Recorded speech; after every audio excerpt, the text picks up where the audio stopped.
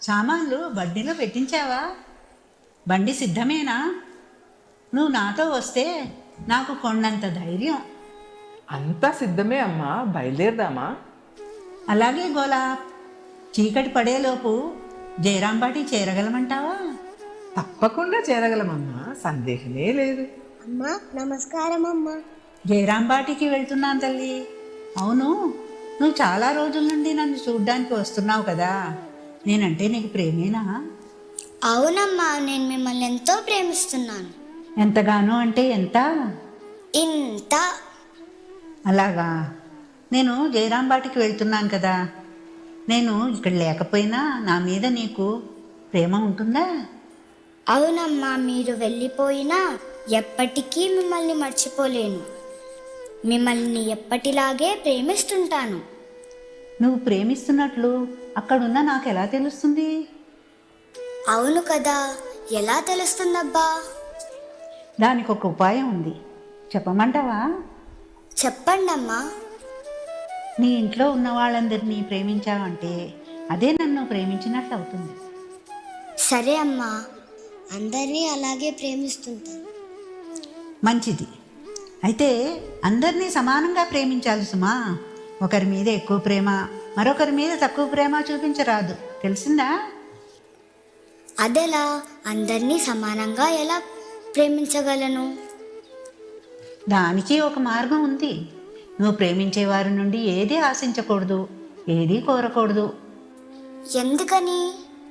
నువ్వు ఎవరి నుండైనా ఏదైనా కోరావనుకో, కొందరు తక్కువ ఇవ్వచ్చు, మరికొందరు ఎక్కువ ఇవ్వచ్చు. అప్పుడు ఎక్కువ ఇచ్చిన వారిని ఎక్కువగాను, తక్కువ ఇచ్చిన వారిని తక్కువగాను ప్రేమించవలసి వస్తుంది. కనుక నీ ప్రేమ అందరిపైన సమానంగా ఉండదు, తెలిసిందా? తెలిసిందమ్మా. కనుక నువ్వు ప్రేమించే వారిని అందరినీ ఏమీ ఆశించవద్దు. అలా అయితే నువ్వు అందరినీ సమానంగా ప్రేమించగలుగుతావు. భలే భలే, అలాగే. నేను ఎవరి నుండి ఏమీ కావాలని కోరుకోనమ్మా. భేష్, మంచి పిల్లలు. మరి మేము బయలుదేరమా? అలాగే అమ్మా, మీరు చెప్పింది చాలా అద్భుతంగా ఉంది. తప్పకుండా పాటిస్తానమ్మా. శుభం తల్లి, వస్తాను మరి. నిజమైన ప్రేమ దైవ స్వరూపం, దానికి ఎల్లలు లేవు. నిజమైన ప్రేమకు మాతృత్వం ప్రతిరూపం. ఇవ్వడమే కానీ తీసుకోవడం దానికి తెలియదు. ఆ విధమైన ప్రతిరూపమే మన మాతృమూర్తి శారదాదేవి. ఒక చిన్నారిలో దివ్య ప్రేమ బీజాలను ఆమె ఎలా నాటారో చూశారు కదా. మనము ఆ చిన్నారిని ఆదర్శంగా తీసుకుని అనుసరిద్దాం.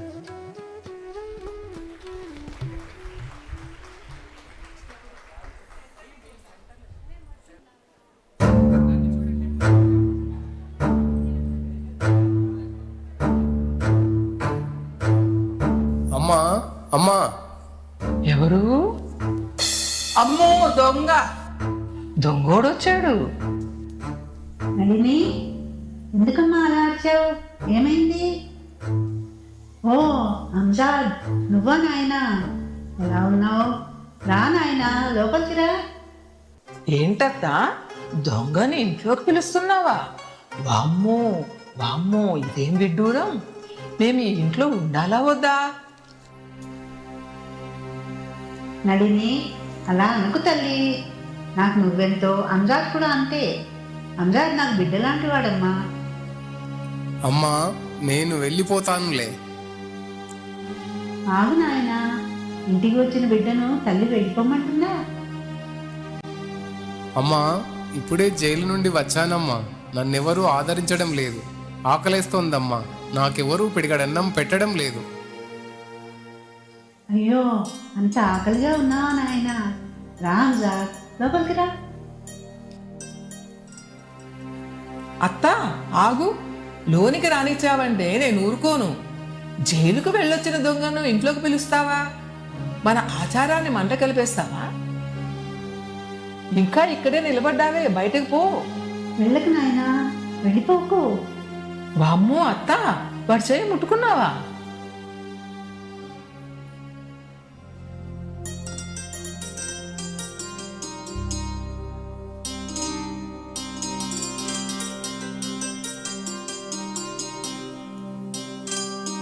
మెల్లిగా తిను నాయనా. అమ్మో, కంచంలో అన్నం పెట్టావా? దూరంగా ఆకులో పెట్టొచ్చుగా. నీకు అస్సలు ఆచారం లేవా అత్త? ఇలాంటి వాళ్ళకి ఆకుల్లో పెట్టాలి గాని ఏకంగా కంచంలో పెట్టేస్తావా? అమ్మా, కడుపు నిండా తిన్నాను, ఇక చాలు. ఆగు, దేన్ని పడితే దాన్ని ముట్టుకోకు. పో, అవతలికి పోయి నిలబడు. చెయ్యి బాగా కడుక్కో. అమ్మా నళిని, రంజాన్ పట్ల నీవు అలా ప్రవర్తించడం తగదు తల్లి. సరే, పోయి ఆ కంచం శుభ్రం చేయమ్మా. ఏంటి, నేను కంచం తీయాలా? వాడు తిన్న ఎంగిలి కంచం. ఇంకేమైనా ఉందా? నా ఆచారాన్ని మంటగల్పమంటావా అత్త? సరే, నా బిడ్డ తిన్న కంచం నేనే తీస్తా. సర్వ ప్రాణులేడల సమానత్వం చూపటమే నిజమైన మానవత్వం. దయగల హృదయమే భగవన్ నిలయం.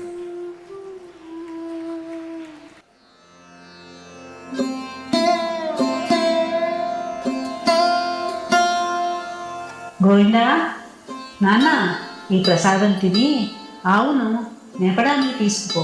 నువ్వు ఎండలో తిరక్కు నాయన, ఏ చెట్టు కిందైనా కూర్చో. అలాగే అమ్మా. అమ్మా, మీరు గోవిందని సొంత బిడ్డలా మరీ గారం చేస్తున్నారు.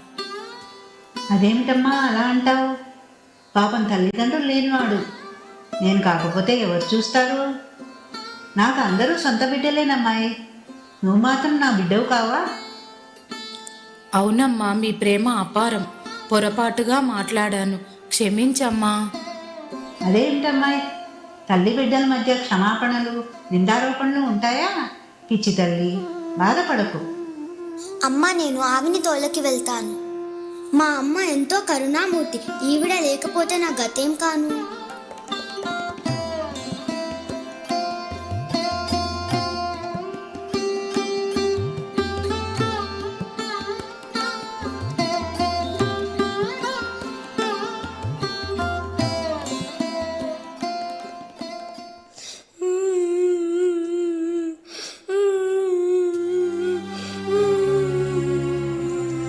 ఏమిటి నాన్న, ఎందుకు ఏడుస్తున్నావు?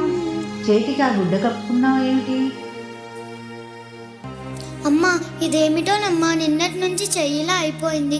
చాలా బాధ పెడుతుంది, భరించలేకపోతున్నాను. ఠాకూర్, ఏమిటి ఈ పిల్లవాడిని ఇలా చేశారు? పాప అవన్ సుఖం తెలియని పిచ్చిన అన్న. వాడికి ఇలా అయితే నేను చూడలేకపోతున్నాను. ఏదైనా మార్గం చూపండి స్వామి. అమ్మా, చాలా మంటగా ఉందమ్మా, చాలా మంటగా ఉంది, మంటగా ఉంది. ఇదేం అమ్మారో, నా బిడ్డ గోవిందని ఇలా బాధ పెడుతోంది. ఊరుకో నాయన, ఏడవకు. గురుదేవులను తలుచుకో, ఆయన్ను ప్రార్థించు.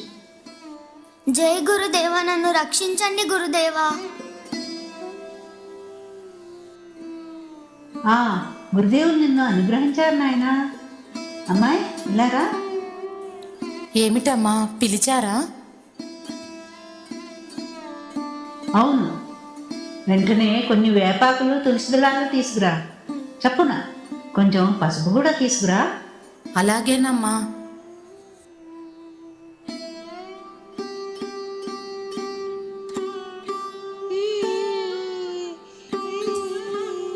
కాస్త ఓర్చుకో నాన్న, మందు తయారు చేస్తాను.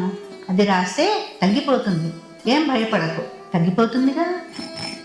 అలాగే అమ్మా. అలా కూర్చో నాయన, తగ్గిపోతుందిలే. అమ్మాయి, వీడు మంట భరించలేకపోతున్నాడు. కాస్త నువ్వు వీటిని మెత్తగా నూరు.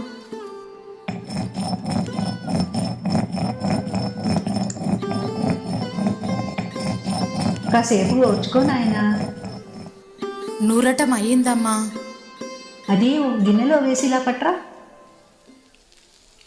జయ గురుదేవా, జయ గురుదేవా, కరుణ స్వరూప కామిత ఫలద, నిత్య నిరంజన సత్య స్వరూప, పతితోద్ధారక పావన చరిత, పరమ దయాళో పరమ కృపాళో, జయ గురుదేవా జయ గురుదేవా.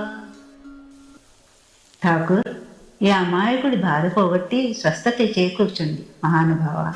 శరణం తవ చరణం. అమ్మా అమ్మా, మంటలు తగ్గాయమ్మా. నాకు ఇప్పుడు ఎంతో హాయిగా ఉందమ్మా, హాయిగా ఉంది. పిచ్చి నాన్న, ఎంత బాధ అనుభవించావో కదా. ఇంకేం భయం లేదు నాయన, ఠాకూర్ కరుణించారు నిన్ను. అమ్మా, ఇదంతా మీ చేతి మహిమే అమ్మా. అమ్మ ప్రేమంటే నాకు ఇప్పుడు అర్థమైంది. అలా అనుకున్నాయన, మనందరినీ కడుపులో పెట్టుకుని కాపాడేది ఆ గురుదేవులే నాయన. ఆయన నమస్కారం చేయి. జై జై రామకృష్ణ, రామకృష్ణ, జై జై మా రామకృష్ణ. జై మా.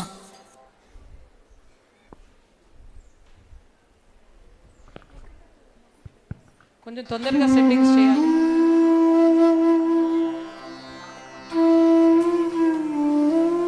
శ్రీ శారదామాత జీవించి ఉన్న కాలంలో ఇలా అభయం ఇచ్చారు. నాయనా, కష్టాలు కలకాలం ఉండవు. అవి వంతెన కింద నీరులా ప్రవహిస్తూ పోతూనే ఉంటాయి. నీకు ఏదైనా ఆపద వచ్చినప్పుడు నీకొక అమ్మ ఉందని గుర్తు చేసుకో, శాంతిని పొందుతావు. ఆమె మహాసమాధి అనంతర కాలంలో కూడా ఆ అభయవచనాలు ఎలా సత్యమవుతున్నాయో తెలిపే కొన్ని యథార్థ సంఘటనలను మీ ముందుంచుతున్నాం. వీక్షించి అవగాహన చేసుకుని ఆ విశ్వాసం మీరు పొందాలని ఆశిస్తున్నాం. అమ్మా అమ్మా అమ్మా అమ్మా అమ్మా తల్లి జగన్మాత అమ్మా. ఏ అమ్మాయి, రాత్రి డ్యూటీ అంటే నిద్రపోవటం కాదు కదా తల్లి. పేషెంట్లను కనిపెట్టుకొని ఉండాలి కదా. సారీ మేడం, పొరపాటయింది. ఇప్పుడే కాస్త కునుకు పట్టింది, సారీ. సరేలే, అక్కడ 5వ నంబర్ గదిలో పేషెంటు ఎంత బాధపడుతున్నాడో తెలుసా? వచ్చి నీకు చెప్పేవారు కూడా అతని వద్ద ఎవరూ లేరు. పద వెళ్దాం. ఎలా ఉంది సార్? ఉండండి సార్, డాక్టర్కి ఫోన్ చేసి వస్తాను. అరే, ఈ వచ్చిన ఆవిడ ఏమైందబ్బా? కనిపించటం లేదు సార్. 5వ నెంబర్ రూమ్లోని పేషెంట్ చాలా బాధపడుతున్నాడు. పల్స్ కూడా ఎక్కువగా ఉంది సార్. ఇప్పుడే వస్తున్నాను. నర్స్, అర్జెంటుగా కోరామిన్ ఇంజెక్షన్ లోడ్ చేసుకొని తీసుకురా. Yes doctor.